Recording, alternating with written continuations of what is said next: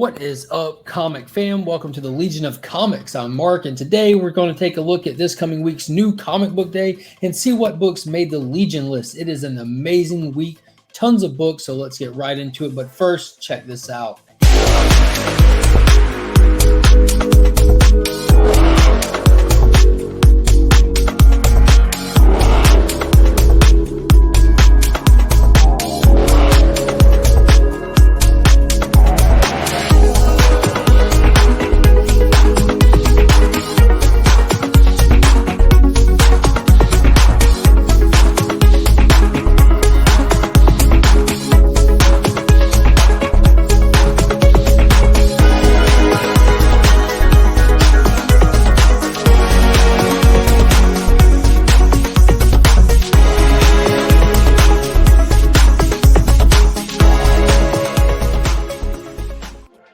All right, if you haven't already, be sure to go back and enter my 1,000 subscriber giveaway.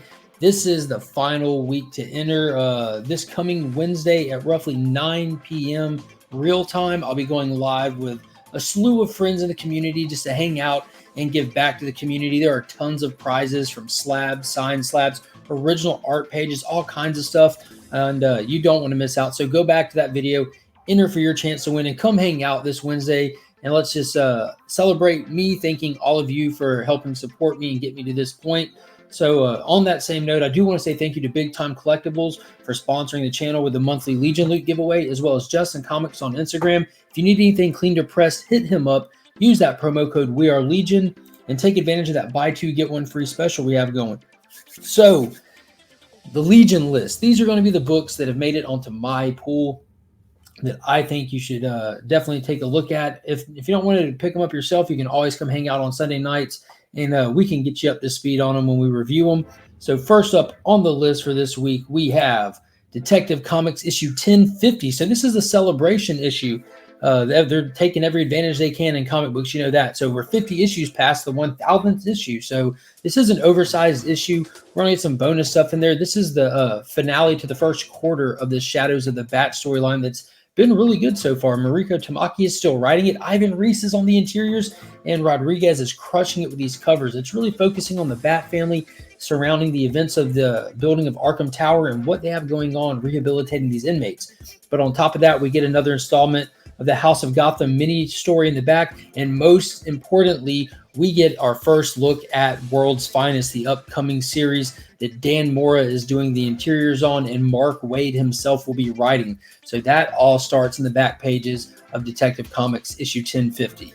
Next up, we have The Flash 778. So we saw Wally make it to Gem World, where Eclipso is trying to harness the power of Gem World as an extension of his own powers, and he's teamed up with the Justice League Dark. And it looks like they're all after him. He's the only one who's not affected by Eclipso's powers. So we've got that cliffhanger ending with him versus the entire Justice League Dark. I'm excited to read this. I love the Justice League Dark characters. Wally's the man, fastest man alive. So be sure to check that one out if you get a chance. Next up, War World Rising. It is man, the War World saga has been nothing but exceptional. Philip Kennedy Johnson is writing Superman in a way that we haven't seen in a long time. Such a fantastic book. So we're seeing Clark along with the Authority getting used to their surroundings. They are all enslaved on War World, and we're going to see them hit the arena in this issue, as well as get a little bit of the origin story of War World itself and see how Clark might be in the midst of its inception. So I'm excited for this. I'm excited to see where it's going, especially with the big announcement that was made this past week, and that was that in Justice League issue 75, we will get the death of the Justice League. So Justice League 71 is coming out, and it's continuing the story where the Royal Flush Gang has stolen the Fortress of Solitude as a diversion to the ultimate heist in history. So this is all just kind of leading up to this issue 75 where this is all just going to hit ahead. So these have all felt like filler issues to me, which they have been, because it's just kind of biding its time till this issue 75. So Superman, the death of Superman was in issue 75, and to celebrate 30 years of that, they're going to kill off the Justice League.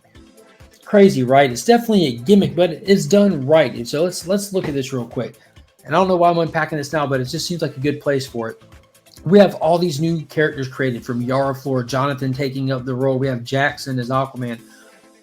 these new Green Lanterns and everything. And we saw from Future State that the Justice League had died, and they kind of had to step up. So we have all these new characters that need time and need room to perform and win us readers over, and they're doing it in this epic fashion where Joshua Williamson, who'll be writing it, has been building it up in his Infinite Frontier books, where we see this Ultimate Form Darkseid who just turned on his Oblivion machine and harnessed this whole army from the darkness that's supposed to be wiping him out. So it's going to be big. So if you're looking forward to the upcoming death of the Justice League and what they're going to do, because they're going to be gone for a while, guys, go ahead and start peeking in the pages. Start thinking about picking these up. So it's not a bad time to start looking at what's going on with all those titles. Next up, Batman Catwoman has a special one-shot. So there's only 2 issues left of the series, so they're squeezing one in. And this one's supposed to be looking back at Selena before she was Catwoman and how her and Bruce's lives have been intermingled ever since back in the day. So I am excited for this. Tom King's writing it. Man, I just love his Maxi series. Next up, we have crossover number 11. So Donny Cates. I think this might be getting close to the finale of the second story arc with the whole creator killer. But we're supposed to see Ellie getting in the midst of that. And from the cover here, it looks like she's fighting Donny Cates himself. So this second arc has been so much stronger than that first arc. It's really found its footing. And I'm excited to see how it all kind of comes to a head. And I do think I am going to drop this title after the second arc. I'm enjoying it, but it's not one that I just have to have as it comes out. I can always go back and trade read it. One that I do have to have as it comes out is Human Target. This is issue number 4. So we have Christopher Chance, excuse me, on borrowed time. With only 8 days left to live, he's trying to push the investigation of the Justice League International to really see who it was who took that hit out on Lex Luthor that actually hit him instead. So this one's supposed to be featuring the Blue Beetle and where his part to play in all this is. Now, this might be one that hits everyone's radar as it gets a little bit closer, but we have Teen Titans Academy number 11. This series started out strong because of the Red X speculation and everybody wondering who he was. They kind of took a little bit of time off from focusing on him to focus on all the new characters in this book, but now they're saying that Red X is going to be revealed in this issue, according to the cover. We'll see if that's his identity or in some other way, because I know this book is focused on Nevermore, or the character Dane, who's the fallen angel who's supposed to be bringing this apocalypse that we also saw foreshadowed in Future State. So all these stories have been like a year in the making. Future State was last January and February, so it's really been a slow burn to get to this point. So are things going to turn out how we saw in Future State? Are they going to go in that general direction and deviate? I don't know. I'm definitely in for the ride, though. I'm glad this book is picking up steam again. Superman 78, number 6 of 6, also hit shelves this week. This is the finale to Robert Vendetti's awesome throwback to Richard Donner's Superman story. So we're going to get Superman fighting Brainiac all teched out and everything. It just should be a rock'em sock'em blast, man. This one should be balls to the wall. Next one's a cover buy for me. This is Joshua Williamson's Deathstroke Inc. issue number 5. Clearly, you can see why it's a cover buy. Perillo absolutely crushed it with this one. You got Peacemaker on there, of course, but you got my man Vigilante on there. Beautiful cover. If you saw my haul videos from last week, I have been picking up these Peacemaker variants that they've been doing. I'm throwing them and loading them into the Legion loot box for the month's giveaway, trying to throw that theme in there. So this book will be included in this month's Legion loot for the channel member giveaway. Next up, we have another cover buy, and that's that Jang Gang goodness right there. Cowboy Bebop number 1, John Jang variant, and it is a retailer exclusive. I do not remember where I ordered it from. I got a lot of books out there, and they're from all kinds of places. But this one will not be going in the box. And I just found out talking to White Tiger Calm Cool Collected earlier this evening that the TV show has already been canceled. So this comic came out kind of on the heels of the hype of the TV show, and I guess this will be the only one I'll have to buy. I'm not necessarily a fan of Cowboy Bebop. Know nothing about it. I am a completionist with Jang's book, though, and it is a cool cover. Next up, Chip Zdarsky's New Burn number 3 hit. So we've been introduced to New Burn. We've been introduced to his sidekick, and now we're getting introduced to the story itself. Seems like we're going to have a serial killer knocking off the different members of the different crime families that he works for. So that sounds cool. I'd like to see that get fleshed out a little bit. It's been solid so far. It definitely has that detective noir feel to it. And, man, I'm still flying high on the whole crime family mafia style stuff since I binge watched The Sopranos a couple months ago. So I'm excited for this one to hit. And next up, we have Power Rangers Universe number 2. Really don't care. Really couldn't care less. That first one did not hit me. It seems like it's just more teasing of Dark Spectre. Just this Phantom Ranger stuff. I don't know why they touted it like it was going to be this big thing, but I'm not missing a single Power Ranger comic out there, and I'm not going to start now. So this one I will pick up, and hopefully it's better than the first issue. Next up, did not see this one coming until I started putting this list together. Super pumped for this, and it is Peacemaker, Disturbing the Peace, issue 1 from DC's imprint Black Label, written by Garth Ennis. So we know that that dude writes some crazy stuff, man, from Preacher to the most recent with that Batman Reptilian. So I'm excited to see how he takes on Christopher Smith and what insanity will ensue in this. I do not know how many issues it's going to be yet. I haven't had a chance to do my due diligence and look into that. But there's a couple of cool covers. Be sure to check it out if you just want to see some crazy mayhem, which I'm sure is going to go down. And then next up, another cover by, man, there's a lot of them hitting this week. And this is Usagi Yojimbo, Lone Goat, and the Kid #1 variant by John Jane. And that's not his normal style. I love this painted look to it. That is a gorgeous cover.